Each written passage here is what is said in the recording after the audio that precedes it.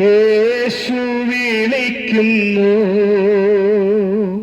സ്നേഹമോടെ തൻ കരങ്ങൾ നീട്ടി. യേശു വിളിക്കുന്നു സ്നേഹമോടെ തൻ കരങ്ങൾ നീട്ടി. യേശു വിളിക്കുന്നു. കണ്ണീരെല്ലാം തുടയ്ക്കും,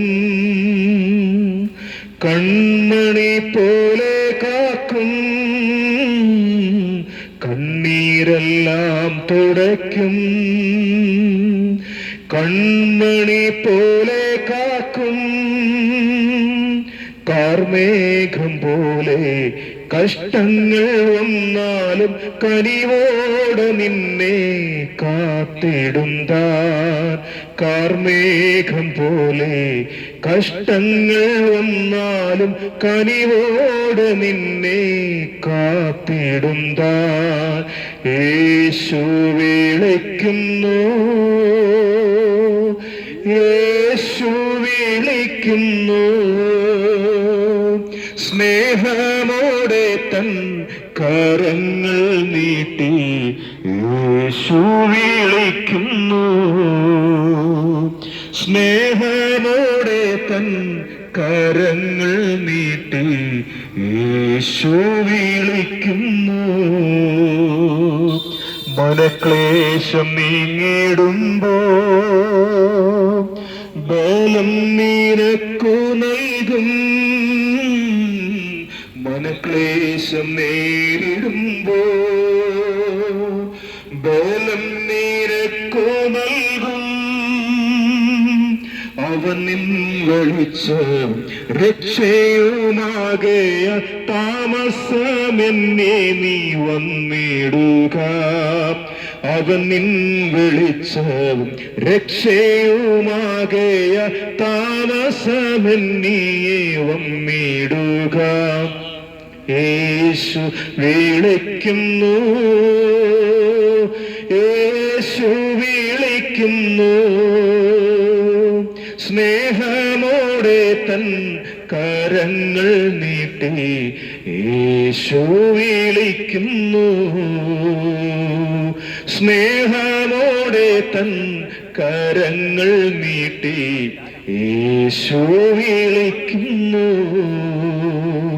സ്നേഹമോടെ തൻ കരങ്ങൾ നീട്ടി. യേശു വിളിക്കുന്നു. Thank you Jesus.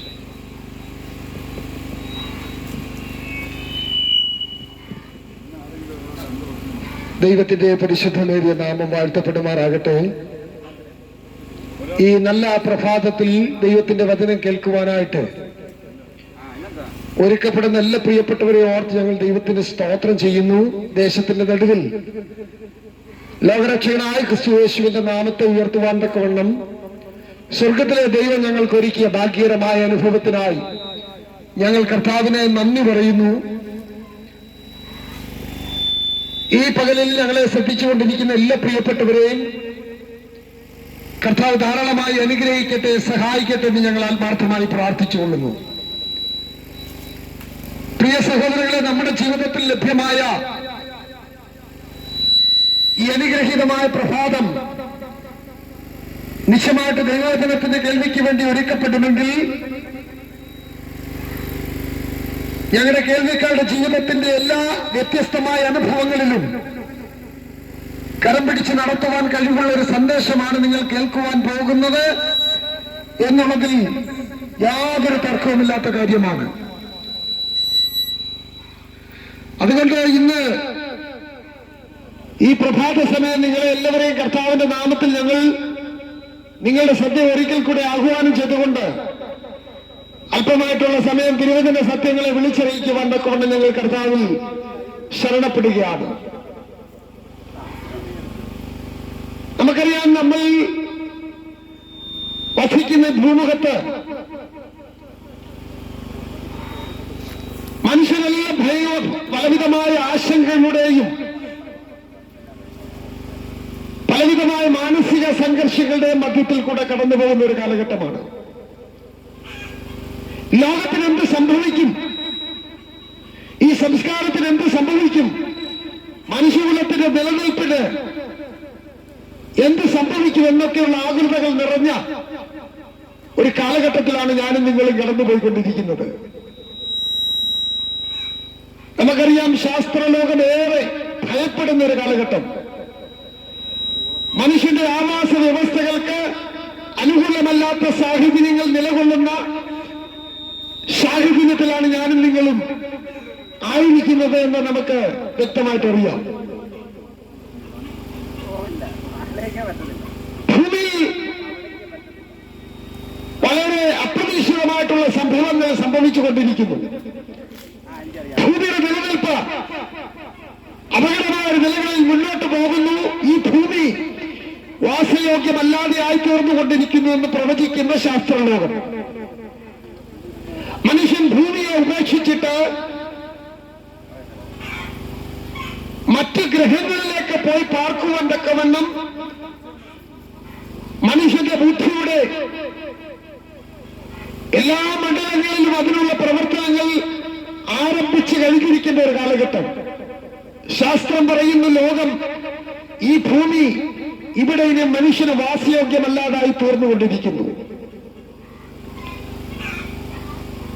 മനുഷ്യന്റെ നിലനിൽപ്പ് ഇവിടെ ഇനിയും മുൻപോട്ട് പോകുമ്പോൾ മനുഷ്യന് നിയന്ത്രിക്കുവാൻ കഴിയാത്ത നിലകളിൽ മനുഷ്യന് വാസയോഗ്യമല്ലാത്ത ഒരു ഭൂപ്രദേശമായി ഭൂമി മാറുവാൻ പോകുന്നു. അതിന്റെ മുന്നോടി എന്നാണ് ഒട്ടനവധി കാര്യങ്ങൾ ഭൂമിയിൽ സംഭവിച്ചുകൊണ്ടിരിക്കുന്നു. നമുക്ക് മനുഷ്യന് ഒത്തിരി കഴിവുകളൊക്കെ ആർജിച്ചു എന്ന് പറയുമ്പോഴും മനുഷ്യന് നിയന്ത്രിച്ച് നിർത്തുവാൻ കഴിയാത്ത നിലകളിൽ വലിയ വലിയ സംഭവവികാസങ്ങൾ ഭൂമിയിൽ നാം കണ്ടും കേട്ടും അനുഭവിച്ചു കൊണ്ടിരിക്കുന്ന ഒരു കാലഘട്ടം. ഇതെല്ലാം വിളിച്ചറിയിക്കുന്ന ഒരു കാര്യമുണ്ട്.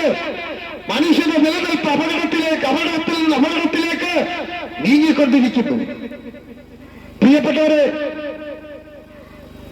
ഈ 2 വർഷത്തിന് മുൻപ് നമ്മൾക്കറിയാം, നമ്മുടെ രാജ്യം, നമ്മുടെ ഭൂമിയിൽ മൊത്തം മനുഷ്യവാസമായിരിക്കുന്ന സകലയിടങ്ങളിലും മഹാവ്യാധി എന്ന് പറയുന്ന കോവിഡിന്റെ വലിയ ദുരന്ത സംഭവങ്ങൾ സംഭവിക്കുവാനിടയായി അനേക പ്രിയപ്പെട്ടവർ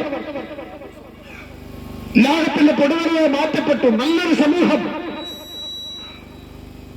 അത് ഈ ലോകത്തിൽ നിന്ന് മാറ്റപ്പെട്ടു പോകുവാനിടയായി. ശാസ്ത്രം ഒത്തിരി പുരോഗമിച്ചു, വൈദ്യശാസ്ത്രം ഒത്തിരി പുരോഗമിച്ചു, മനുഷ്യന്റെ ബുദ്ധി ഒട്ടനവധി നിലകളിൽ പുരോഗമിച്ചു എന്നൊക്കെ നമ്മൾ അവകാശപ്പെടുമ്പോഴും നമുക്ക് പിടിച്ചു നിർത്തുവാൻ കഴിയാത്ത നിലകളിൽ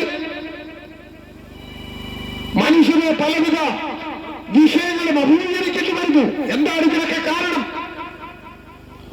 എന്തുകൊണ്ട് ഇതൊക്കെ സംഭവിക്കുന്നു? മനുഷ്യൻ എന്തുകൊണ്ട് ഇതിനെ നിയന്ത്രിക്കുവാൻ കഴിയുന്നില്ല?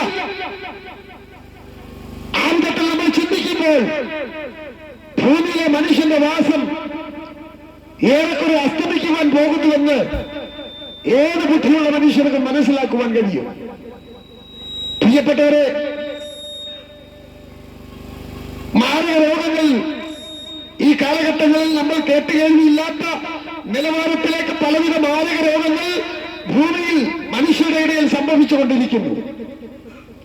മനുഷ്യന് പിടിച്ചു നിർത്തുവാൻ കഴിയാത്ത നിലകളിൽ മനുഷ്യൻ അത് പതിനങ്ങളിൽ നിന്ന് പതിനങ്ങളിലേക്ക് വീണ്ടും വീണ്ടും പതിച്ചുകൊണ്ടിരിക്കുന്ന ഒരു കാലഘട്ടം. എന്താണ് ഇതിനൊക്കെ കാര്യം?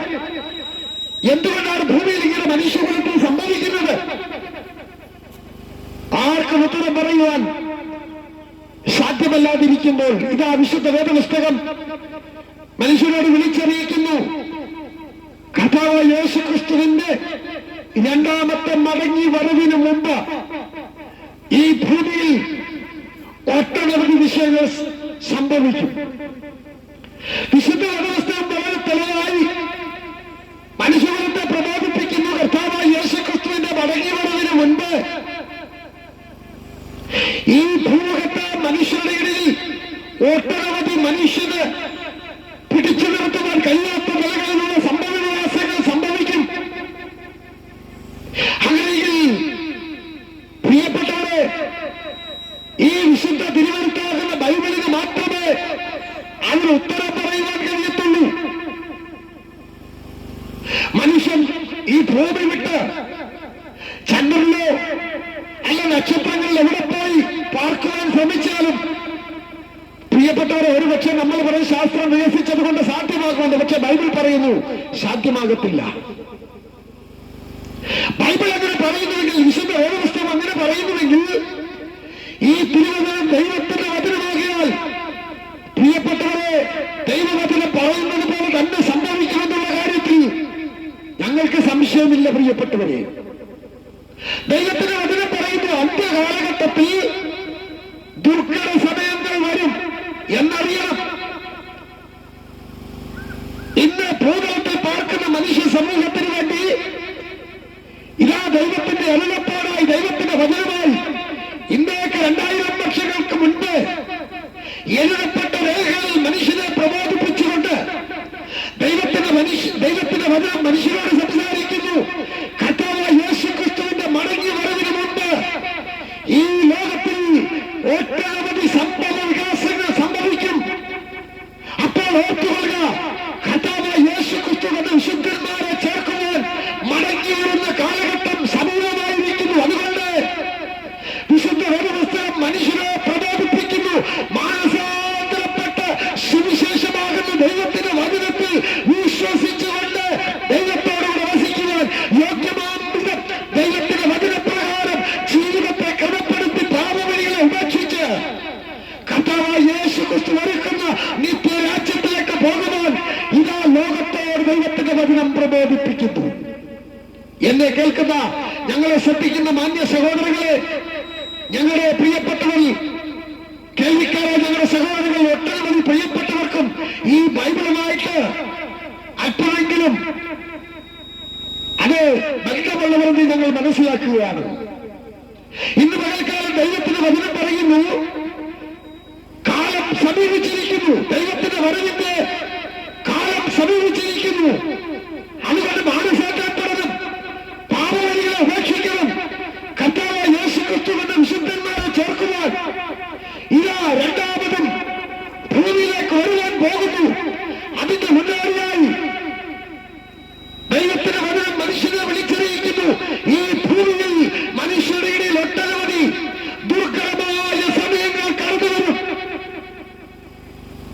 എന്തിനാണ് ബൈബിൾ മനുഷ്യനോട് ഇങ്ങനെ സംസാരിക്കുന്നത് ചോദിച്ചാൽ, മനുഷ്യ ദൈവത്തിന്റെ വചനത്തിന്റെ പ്രബോധനങ്ങളെ കേട്ടിട്ട് ദൈവസത്യങ്ങളെ മനസ്സിലാക്കുമ്പോൾ പാപവഴികളെ ഉപേക്ഷിച്ചിട്ട് രക്ഷയൊരുക്കിയ മനുഷ്യകുലത്തിന്റെ പാപത്തിന് പരിഹാരമായി ഒരു യാഗമൃഗം പോലെ ഇന്നേക്ക് 2000 വർഷങ്ങൾക്കപ്പുറം മനുഷ്യന്റെ പാപത്തെ ചുമന്നെടുത്താൽ ഇതാ സ്വർഗത്തിൽ നിന്ന് താണിറങ്ങി വന്ന് മനുഷ്യകുലത്തിന്റെ പാപത്തെ പേറി തന്റെ ശരീരത്തിൽ വഹിച്ചുകൊണ്ട് സകല മാനവകുലത്തിന്റെ പാപത്തെ ക്രൂശിന്മേൽ ചുമന്നടിച്ച് യേശുക്രിസ്തുവിൽ വിശ്വസിച്ചിട്ട് അല്ലാതെ മനുഷ്യന്റെ നിത്യരാജ്യം അഥവാ സ്വർഗരാജ്യ പ്രാപ്തി സാധ്യമാകത്തില്ലെന്നുള്ള പ്രബോധനം പോലെയാണ് വിശുദ്ധ വേദപുസ്തകം മനുഷ്യരോട് സംസാരിക്കുന്നത്.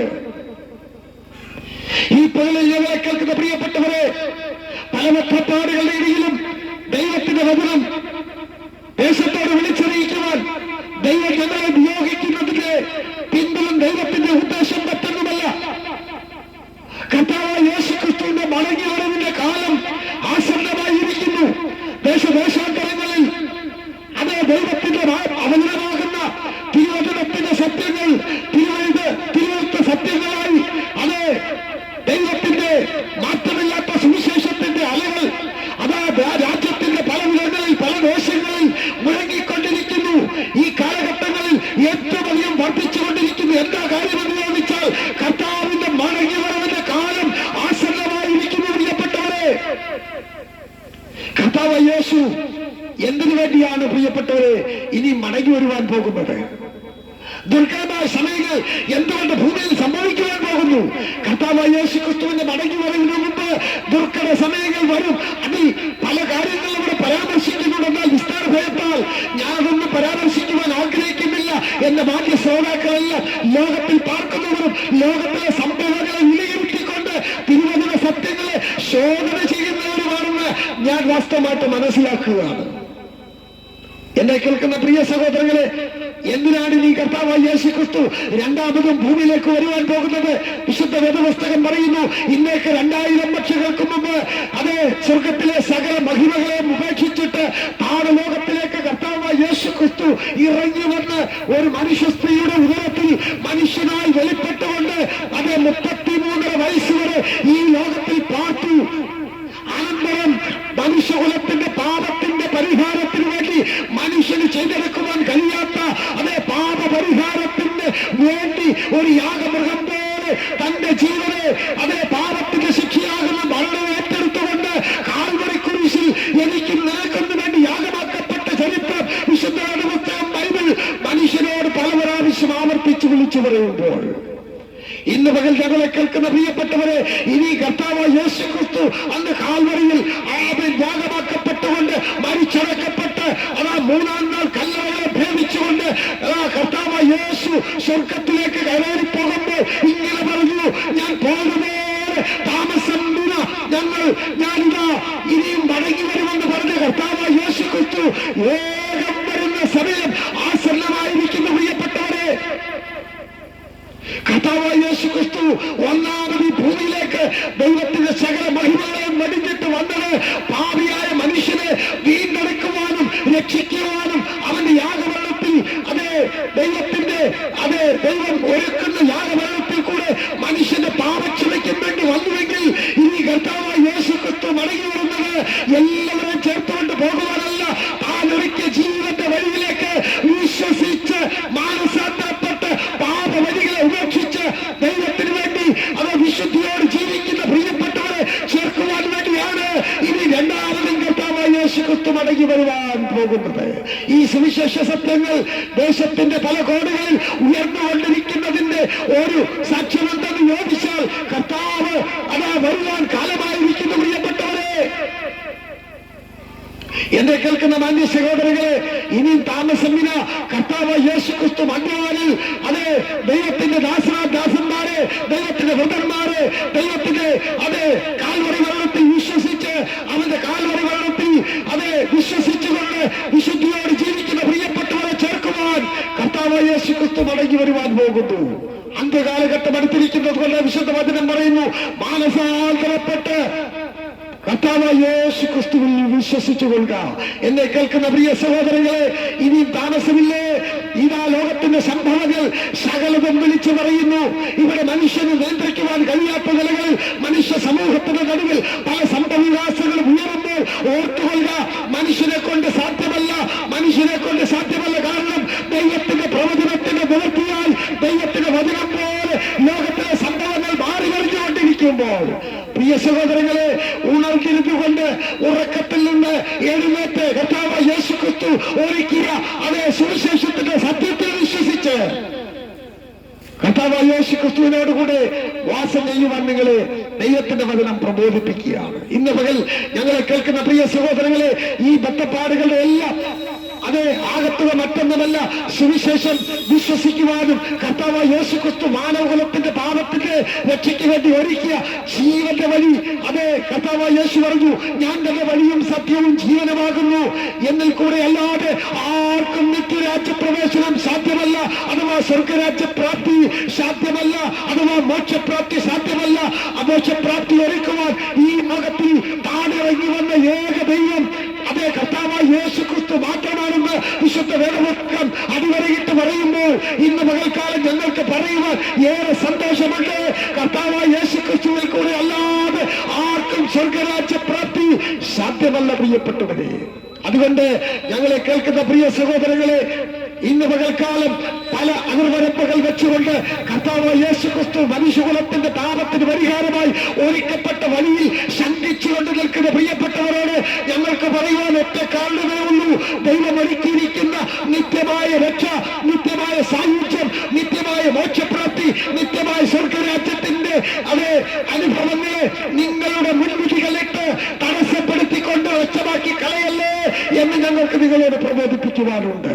ഇന്ന് പകൽക്കാല വിശുദ്ധ വചനം പറയുന്നു, ദൈവത്തിന്റെ ദയ നിന്നെ മാനസാന്തരത്തിലേക്ക് നടത്തുന്നു എന്നറിയാതെ ദൈവത്തിന്റെ ദയ, ക്ഷമ, ദീർഘശാന്തി എന്നിവയുടെ ഐശ്വര്യം നിരസിക്കുന്നുവോ എന്ന് ബൈബിൾ മനുഷ്യകുലത്തോട് ചോദിക്കുന്നു. ഇതാ കേട്ടുകൊള്ളുക, ദൈവത്തിന്റെ ദയയാണ് നിരന്തരമായി സുവിശേഷം കേൾക്കുവാനുള്ള സാവകാശം ഭൂമുഖത്തെ മനുഷ്യരുടെ ഇടയിൽ ഒരുക്കി തന്നുകൊണ്ടിരിക്കുന്നത് എന്നുള്ള വാസ്തവമായ സത്യം മനസ്സിലാക്കാതെ ദൈവത്തിന്റെ ദയ, ക്ഷമ, ദീർഘശാന്തി, അവന്റെ അത് ഐശ്വര്യമാകുന്ന നിത്യരാജ്യ പ്രവേശനത്തിന്റെ സാധ്യതകളെ മുൻവിധികൾ ഇട്ടുകൊണ്ട് അത് വ്യാധിയുടെയും വർഗത്തിന്റെയും മരണത്തിന്റെയും രാഷ്ട്രത്തിന്റെയും ഭാഷയുടെയും അത് സീമകളിട്ടുകൊണ്ട് അതിർവരമ്പുകൾ വരച്ചുകൊണ്ട് ഈ രക്ഷകനിക്ക് ആവശ്യമില്ലെന്ന് വിളിച്ചു പറയുന്നവരോട് ദൈവത്തിന്റെ വചനം പറയുന്നു, അവന്റെ കോപമുള്ള ദിവസത്തിലേക്ക് നീ തന്നെ കോപത്തെ ചരിച്ചു വെച്ചു കൊള്ളുന്നു. പ്രിയപ്പെട്ടവരെ, ഈ ലോകത്തിലെ മനുഷ്യന് നീതിയോട് ന്യായം വിധിക്കുവാൻ ഇതാ സ്വർഗത്തിൽ നിന്ന് കർത്താവ് യേശുക്രിസ്തു ഇവിടെ ഇറങ്ങി വരുവാൻ കാലമായിരിക്കുന്നു. പ്രിയപ്പെട്ടവരെ, മനുഷ്യന്റെ സകല തിന്മകളും സകല അനീതിയും വെളിച്ചത്ത് കൊണ്ടുവന്നുകൊണ്ട് ന്യായവിധിയൊരുക്കി ദൈവത്തിന്റെ കൽപ്പന അനുസരിക്കാത്ത, ദൈവത്തിന്റെ സുവിശേഷത്തിൽ വിശ്വസിക്കാത്ത പ്രിയപ്പെട്ടവരെ ന്യായം വിധിച്ച് അതേ നിത്യ നരകത്തിലേക്ക് തള്ളിയിടുകയും അതേ ദൈവത്തിന്റെ വചനം അനുസരിച്ച് സുവിശേഷം അംഗീകരിച്ച് കർത്താവ് യേശുക്രിസ്തു വരിക്കുക ജീവന്റെ വഴി വിശ്വസിച്ച് വിശുദ്ധിയോട് ജീവിക്കുന്നവരെ സ്വർഗരാജ്യത്തിലേക്ക് കരം പിടിച്ചു കൊണ്ടുപോകുവാൻ ഇതാ കർത്താവ് യേശുക്രിസ്തു ഭൂമിയിലേക്ക് ഇറങ്ങി വരുവാൻ കാലമായിരിക്കുന്നു. പ്രിയപ്പെട്ടവരെ, ഇതാണ് സുപ്രസാദ കാലം, ഇതാണ് രക്ഷാദിവസം. ഇന്ന് പകലിൽ ഞങ്ങളുടെ വാക്കുകളെ കേൾക്കുന്ന പ്രിയപ്പെട്ടവരെ, നിങ്ങളോട് ദൈവത്തിന്റെ ആത്മാവ് പറയുകയാണ്, ഇതാണ് സുപ്രസാദകാലം, ഇന്നാകുന്നു രക്ഷാദിവസം. നാളുകൾ നിമിഷത്തേക്ക് ഞാൻ കർത്താവ് യേശുക്രിസ്തുവിനെ നാളെ അംഗീകരിച്ചുള്ള എന്ന് പറഞ്ഞ് നീ ഒരു കാരണവശാലും സമയത്തെ മാറ്റിവെക്കല്ലേ. കാരണം സമയം വിലപ്പെട്ടതാണ്. അടുത്ത നിമിഷം എനിക്ക് നിങ്ങൾക്ക് ലഭിക്കുമെന്ന് പറയുവാൻ കഴിയത്തില്ല. പ്രിയപ്പെട്ടവരെ, അടുത്ത നിമിഷം ഒരുപക്ഷെ മരണം നമ്മെ മാറി വിളിച്ച് ഈ ലോകത്തിൽ നിന്ന് നമ്മെ കൈപിടിച്ച് കൊണ്ടുപോകുന്നിരിക്കാം. അതുകൊണ്ട് ഇപ്പോഴാകുന്ന സുപ്രസാദ കാലം, ഇന്നാകുന്ന രക്ഷാദിവസം. രക്ഷിക്കപ്പെടുവാൻ ആകാശത്തിന്റെ കീഴിൽ മനുഷ്യരുടെ ഇടയിൽ നൽകപ്പെട്ട യേശുക്രിസ്തുവിന്റെ നാമത്തിൽ വിശ്വസിച്ച് അവനൊരുക്കിയ ജീവിതത്തെ വഴി എന്റെ പാപത്തിന്റെ പരിപാലനത്തിന് വേണ്ടിയാണ് എന്ന് വിശ്വസിച്ച് ആര് കർത്താവിന്റെ വചനം ഏറ്റെടുക്കുമോ അവർക്ക് കർത്താവ് യേശുക്രിസ്തുവിന്റെ രണ്ടാമത്തെ വരവിൽ അവന്റെ കൂടെ പോകുവാൻ അനുവാദമുണ്ട്. പ്രിയപ്പെട്ടവരെ, ഇന്ന് പകൽക്കാലം സുവിശേഷത്തിന്റെ സന്ദേശങ്ങൾ ഈ കോണുകളിൽ രാജ്യത്തിന്റെ നെടുകയും കുറുകയും കേൾക്കുന്നത് മറ്റൊന്നുകൊണ്ടല്ല. പ്രിയപ്പെട്ടവരെ, കർത്താവ് മുന്നറിയിപ്പ് നൽകുന്നു. ഈ സമൂഹത്തോട്, നമ്മുടെ രാജ്യത്തോട്, ഭൂമുഖത്തോട്, മനുഷ്യകുലത്തോട് ദൈവത്തിന്റെ വചനം ഇതാ പ്രബോധിപ്പിച്ചുകൊണ്ടിരിക്കുന്നു. കാലമിനി ഓരയില്ല. പ്രിയപ്പെട്ടവരെ, ലോക സംഭവങ്ങൾ കർത്താവ് യേശുക്രിസ്തുവിന്റെ മടങ്ങിവരവിനെ വിളിച്ചറിയിച്ചുകൊണ്ട് ലോകത്തിൽ പല അനിഷ്ട സംഭവങ്ങളും സംഭവിച്ചുകൊണ്ടിരിക്കുമ്പോൾ ഇതാ ദൈവത്തിന്റെ വചനത്തെ അരക്കി തുറപ്പിച്ചുകൊണ്ട് ഇതാ ഞങ്ങൾ ദൈവത്തിന്റെ വചനത്തിന്റെ സത്യത്തിൽ ഞങ്ങൾ പ്രബോധിപ്പിക്കുന്ന പ്രിയപ്പെട്ടവരെ, ഇനി കാലം അധികമില്ല. കർത്താവ് യേശുക്രിസ്തുവിന്റെ മടങ്ങിവരവ് ആസന്നമായിരിക്കുന്നു. പ്രിയപ്പെട്ടവരെ, ആർക്ക് ദൈവത്തെ എങ്ങനെ സ്വീകരിക്കാൻ കഴിയും? എന്നെ കേൾക്കുന്ന സഹോദരങ്ങൾക്ക് ഒരുപക്ഷെ ഒരു ചോദ്യം മനസ്സിൽ ഉയർന്നേക്കാം, ഞങ്ങൾക്ക് എങ്ങനെ ദൈവമക്കളായി തീരുവാൻ കഴിയും? വിശുദ്ധ വേദപുസ്തകം ഞങ്ങൾക്കറിയാം, പക്ഷേ ദൈവമക്കളായി തീരുന്ന വഴി ഞങ്ങൾക്ക് അറിയത്തില്ല. ഞങ്ങൾ എങ്ങനെയാണ് കർത്താവിന്റെ മക്കളായി തീർന്നത്? വിശുദ്ധ വേദപുസ്തകം യോഹന്നാൻ എഴുതിയ സുവിശേഷത്തിൽ അത് വ്യക്തമായി എഴുതിയിട്ടുണ്ട്. ഇങ്ങനെ എഴുതിയിരിക്കുന്നു, അവനെ കൈക്കൊണ്ട് അവന്റെ നാമത്തിൽ വിശ്വസിക്കുന്ന ഏവർക്കും ദൈവമക്കളായി തീരുവാൻ അവൻ അധികാരം കൊടുത്തു. ഇന്ന് പകൽക്കാലം ഞങ്ങളെ കേൾക്കുന്ന പ്രിയപ്പെട്ടവരെ, കർമ്മ മണ്ഡലങ്ങളില്ല. അതേ കർമ്മങ്ങൾ ചെയ്ത് കർത്താവ് യേശുവിനെ ദൈവത്തെ കർത്താവും രക്ഷിതാവായി സ്വീകരിക്കുവാൻ കഴിയത്തില്ല. ഏതെങ്കിലും പുണ്യപ്രവൃത്തികൾ കൊണ്ട് രക്ഷപ്പെടുവാൻ കഴിയത്തില്ല.